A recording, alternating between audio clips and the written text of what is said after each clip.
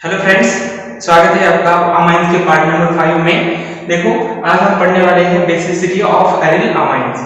हमने पिछले लेक्चर में पार्ट नंबर 4 में देखा था कि एलिफेटिक अमाइंस की बेसिसिटी कैसे, कौन से फैक्टर डिसाइड करते हैं, और डिटेल्स में पढ़ा था कि बेसिसिटी की ऑर्डर क्या आती है और क्यों आती है।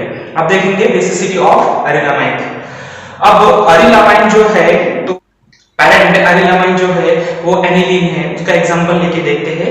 देखो, जो पीके वैल्यू हमने देखी थी, इससे इन जनरल तो यही लगता है कि एरिल अमाइंस वीकर बेस होते हैं then aliphatic amines and ammonia. अब ऐसा क्यों होता है, उसको हम एक्सप्लेन कर सकते हैं on the basis of the Lowry Bronsted concept, जो कि एसिड बेस का कॉन्सेप्ट है, उसके बेस पे। इसीलिए हमें एनिलीन का इक्विलिब्रियम लिखना पड़ेगा और फिर उसको समझना पड़ेगा कि ऐसा क्यों होता है। तो ये सिर्फ एनिलीन के लिए नहीं है, बाकी के जो अदर एरिल अमाइंस है उनके लिए भी एप्लीकेबल है कि उनमें भी ऐसा ही होता है। इसीलिए aryl amines in general weak base होते हैं than alkyl amine and ammonia. तो देखते हैं कैसे होता है। तो देखो, सबसे पहले पीके वैल्यू से हमें पता चलता है from pK value it is observed that in general early amines are weaker bases than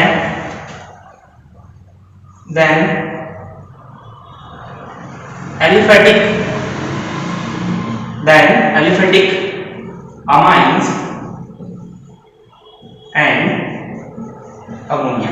देखो, पीके वैल्यू हमने देखी थी। पीके वैल्यू को आप जो चार्ट है हमारा उसमें वीडियो नंबर 3 का, उसमें देखो कि पीके वैल्यू का जो चार्ट है उसमें देखा था कि जो एरिल अमाइंस है उनकी पीके वैल्यू बहुत ज्यादा है। अगर पीके वैल्यू ज्यादा होती है तो बेसिसिटी कम होगी। इसका मतलब ये है कि एरिल अमाइंस वीक है। किससे वीक है?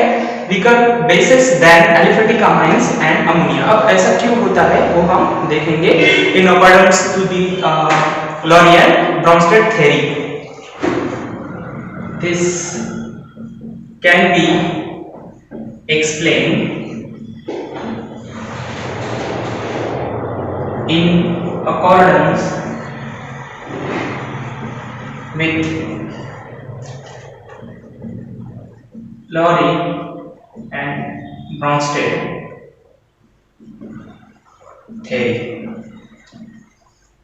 theory by writing following equilibrium. देखो, हम एनिलीन का इक्विलिब्रियम लिखते हैं, उससे समझते हैं कि कैसे वो वीक बेस होता है, और एनिलीन और जो अदर एरिल अमाइन है वो कैसे वीकर बेस होते हैं। तो ठीक, चलिए देखते हैं। सबसे पहले हमें एनिलीन का इक्विलिब्रियम लिखना पड़ेगा। देखो,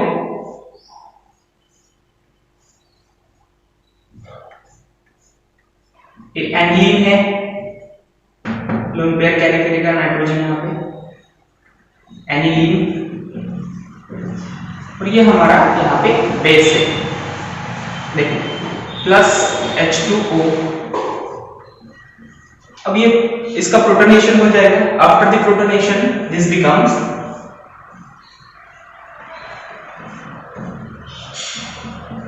NH2 था, प्रोटॉन ले लिया, NH3 पॉजिटिव। अगर ये बेस है तो इसका कॉन्जुगेट एसिड है,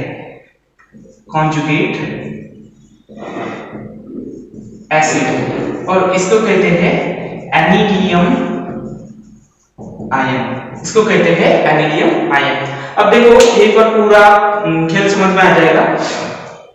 देखो, ये जो एनिलीन है वो नाइट्रोजन, इसके जो नाइट्रोजन है वो लोन पेयर कैरी करते हैं, और यहाँ पे NH2 ग्रुप डायरेक्टली अटैच है रिंग को, जो कि एरोमेटिक रिंग है उसको डायरेक्टली अटैच है। इसका मतलब ये हुआ कि ये जो लोन पेयर नाइट्रोजन में प्रेजेंट है वो कॉन्जुगेशन में है इस रिंग की, मतलब ये रिंग की जो पाई सिस्टम है उसके कॉन्जुगेशन में है, इसलिए इसके रेजोनेंस स्टेबलाइजेशन में इन्वॉल्व होंगे। तो देखेंगे वो आगे कैसे इन्वॉल्व होता है। देखो ये दोनों के दोनों ही रेजोनेंस स्टेबलाइज है, दोनों के दोनों रेजोनेंस स्टेबलाइज है, लेकिन इनका जो एक्सटेंट है स्टेबलाइजेशन का वो डिफरेंट है। ये बहुत ज्यादा स्टेबलाइज होता है, ये कम स्टेबलाइज होता है। तो वही हमें देखना है कि ऐसा क्यों होता है। यहाँ पे रहेगा OH नेगेटिव, ठीक है। अब देखो ये दोनों के दोनों रेजोनेंस स्टेबलाइज है, बोथ आर, इसका मतलब एनिलीन एंड एनिलियम आयन, इसको conjugated, both are resonance stabilised, both are resonance stabilized but to a different extent, दोनों के दोनों रेजोनेंस स्टेबलाइज है, लेकिन इनका जो एक्सटेंट है स्टेबलाइजेशन का वो डिफरेंट है। अब डिफरेंट क्यों है? ये ज्यादा स्टेबलाइज होता है, ये कम स्टेबलाइज होता है, ऐसा क्यों होता है? देखो ये ज्यादा स्टेबलाइज होता है, इसीलिए ये इक्विलिब्रियम लेफ्ट साइड जाएगा। तो इसका मतलब ये है कि ये लेफ्ट हैंड साइड जाएगा तो इसका प्रोटोनेशन नहीं होगा। इसका मतलब ये कि ये वीकर बेस हो जाएगा। मैंने बताया था ना कि अगर राइट हैंड साइड जाता है, राइट साइड जाता है इक्विलिब्रियम, तो स्ट्रॉन्गर बेस होता है। ये लेफ्ट हैंड साइड जाएगा तो इसका मतलब है कि ये वीकर बेस है। तो उसी बात को एक्सप्लेन करना है। देखो अरिल अमाइंस में NH2 ग्रुप डायरेक्टली अटैच होता है रिंग को। अगर डायरेक्टली अटैच होगा रिंग को तो जो नाइट्रोजन है जो कि लोन पेयर कैरी करता है, ये कॉन्जुगेशन में होंगे रिंग के। इसलिए हम कह सकते हैं कि इस एनिलीन के 5 रेजोनेंस स्ट्रक्चर्स आएंगे जो कि इसको स्टेबलाइज करेंगे। हमने कई बार देखा है एनिलीन के रेजोनेंस स्ट्रक्चर्स।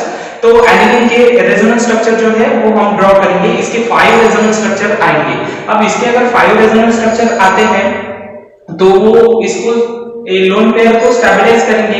इसका मतलब है कि इसके जो इलेक्ट्रॉन पेयर है वो अवेलेबल नहीं होंगे प्रोटोनेशन के लिए। अगर इलेक्ट्रॉन पेयर प्रोटोनेशन के लिए अवेलेबल नहीं होंगे तो इसका प्रोटोनेशन नहीं होगा, या फिर इसका जो एक्सटेंट है प्रोटोनेशन का वो कम होगा। इसका मतलब है कि ये प्रोटॉन लेना नहीं चाहता है, मतलब इसका प्रोटोनेशन आसानी से नहीं होगा क्योंकि इसके पास लोन पेयर अवेलेबल नहीं है जो कि रेजोनेंस में इंगेज है। अगर वो लोन पेयर अवेलेबल नहीं होंगे तो इसके हिसाब से तो ये प्रोटॉन जल्दी नहीं ले पाएगा या फिर अच्छी तरह से नहीं लेगा, मतलब इसका ओवरऑल ये वीक बेस हो जाएगा। तो देखते हैं इसमें ऐसा नहीं होगा। देखो इसमें एनिलियम आयन में जो NH3 ग्रुप है इस पे लोन पेयर है ही नहीं है। अगर लोन पेयर नहीं है तो इसका रेजोनेंस स्टेबलाइजेशन जो है वो सिर्फ 2 स्ट्रक्चर्स का होगा। 2 स्ट्रक्चर्स का मतलब क्या होगा कि यहाँ पे तो कोई कॉन्जुगेशंस नहीं होगा, सिर्फ ये बॉन्ड की मूवमेंट होगी और इसके सिर्फ दो रेजोनेंस स्ट्रक्चर आएंगे। इसके 5 रेजोनेंस स्ट्रक्चर्स आते हैं। जिसके ज्यादा रेजोनेंस स्ट्रक्चर होते हैं वो ज्यादा स्टेबलाइज होता है, मतलब एनिलीन ज्यादा स्टेबलाइज होगा एनिलियम आयन से। अगर एनिलीन ज्यादा स्टेबलाइज है इसका मतलब है इक्विलिब्रियम लेफ्ट हैंड साइड में जाएगा। अगर लेफ्ट हैंड साइड में इक्विलिब्रियम जाता है तो इसका मतलब है कि ये जो बेस है एनिलीन, नॉट ओनली एनिलीन, बाकी के भी जो एरिल अमाइंस है वो वीक बेस हो जाएंगे। इसीलिए हम कहते हैं कि aryl amines are weaker bases than the aliphatic amines. तो देखते हैं इसके रेजोनेंस स्ट्रक्चर्स और इसके रेजोनेंस स्ट्रक्चर्स। देखो एनिलीन में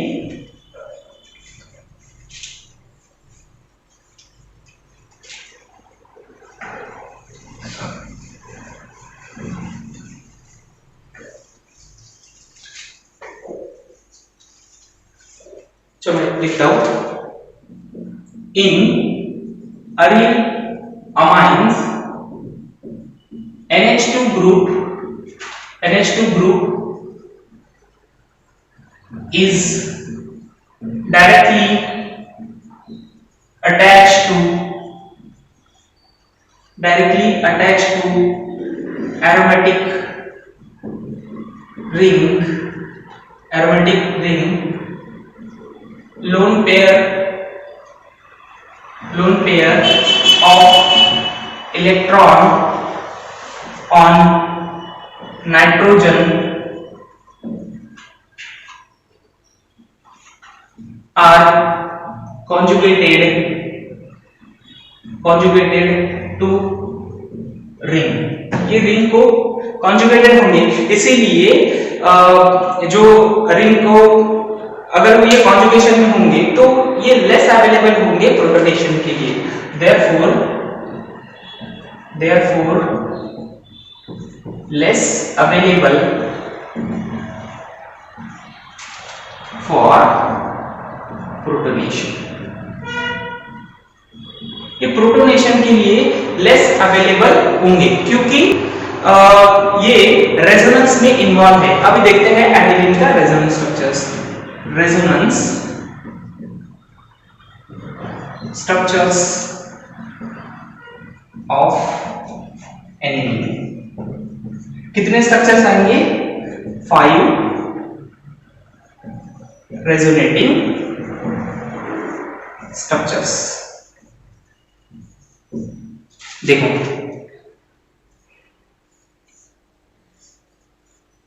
एनिलीन है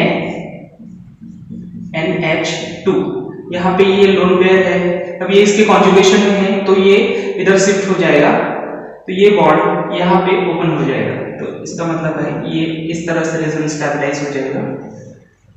देखो अब ये पेयर यहाँ शिफ्ट हो रहा है तो यहाँ एक बॉन्ड फॉर्मेशन होगा, मतलब यहाँ पे डबल बॉन्ड आएगा और ये NH2, अब इसको 4 बॉन्ड हो गए इसलिए पॉजिटिव चार्ज कैरी करेगा, फिर ये बॉन्ड यहाँ पे ओपन हो गया तो यहाँ पे नेगेटिव चार्ज है, बाकी के 2 बॉन्ड एज इट इज, फिर ये रेजोनेंस स्टेबलाइज होगा कुछ इस तरह से।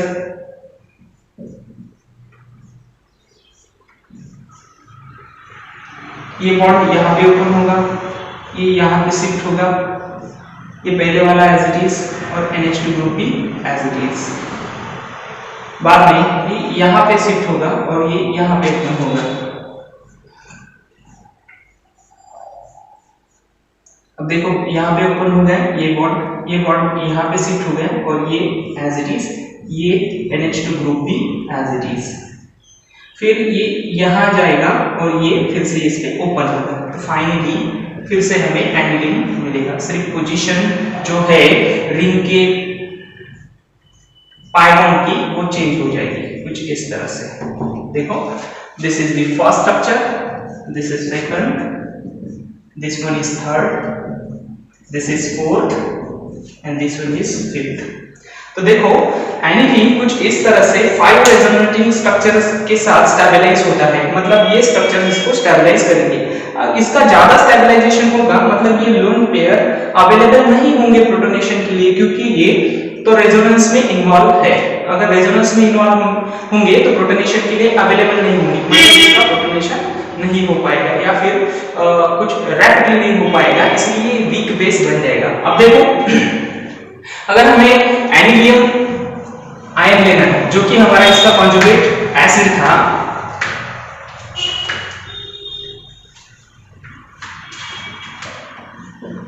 रेजोनेंस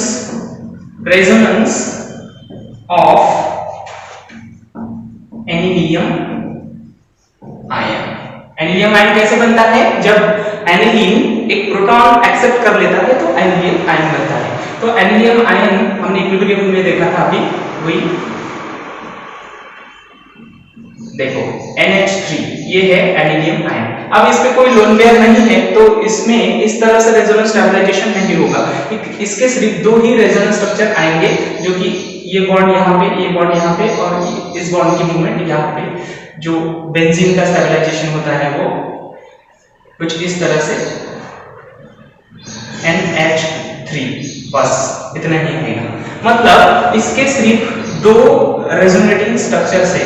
अब आपको पता है कि ज्यादा रेजोनेटिंग स्ट्रक्चर्स है तो ज्यादा स्टेबलाइजेशन होता है, इसका मतलब है कि एनिलीन का ज्यादा स्टेबलाइजेशन होगा देन एनिलियम आयन। अगर ऐसा होता है तो हमने जो रिएक्शंस देखी थी, अभी जो इक्विलिब्रियम देखा था, इसका इक्विलिब्रियम कहां शिफ्ट होगा? टुवर्ड दी एनिलीन की तरफ वो शिफ्ट होगा, मतलब लेफ्ट साइड में शिफ्ट हो रहा है। अगर लेफ्ट साइड में शिफ्ट होता है तो ये क्लियरली इंडिकेट करता है कि जो एनिलीन है वो वीक बेस है, मतलब नॉट ओनली एनिलीन, बाकी के जो भी एलिमेंट्स है वो भी वीक बेस होंगे। इस वजह से क्योंकि इसका स्टेबलाइजेशन ज्यादा हो रहा है एनिलीन का, इस वजह से वो इक्विलिब्रियम लेफ्ट हैंड साइड में जाएगा। तो यही रीजन है कि क्यों अरिल अमाइंस वीकर बेस होते हैं देन एलिफेटिक अमाइंस। अब आपने देख लिया है कि जो एनिलियम आयन है वो दो ही रेजोनेंस स्ट्रक्चर से स्टेबलाइज होते हैं। इसका मतलब है कि ये लेस स्टेबलाइज है, लेस स्टेबल है। तो लेस स्टेबल होने की वजह से एनिलीन ज्यादा स्टेबल है। इसका मतलब है एनिलीन एनिलियम में कन्वर्ट नहीं होना चाहता, तो वो इक्विलिब्रियम लेफ्ट हैंड साइड में लाई करेगा और as a result equilibrium shifted to the left side. This makes aniline and other amines weaker bases than aliphatic amines and ammonia। ठीक है, तो ये समझ में आ गया। चलो पूरा लिखते हैं।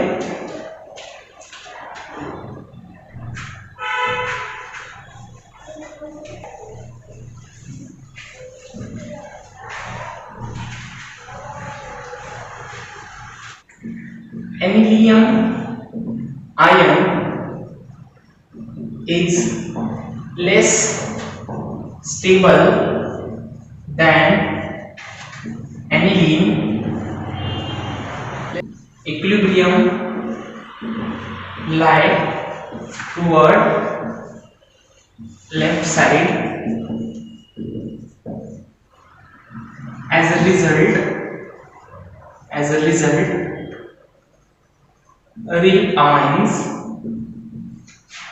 are weaker bases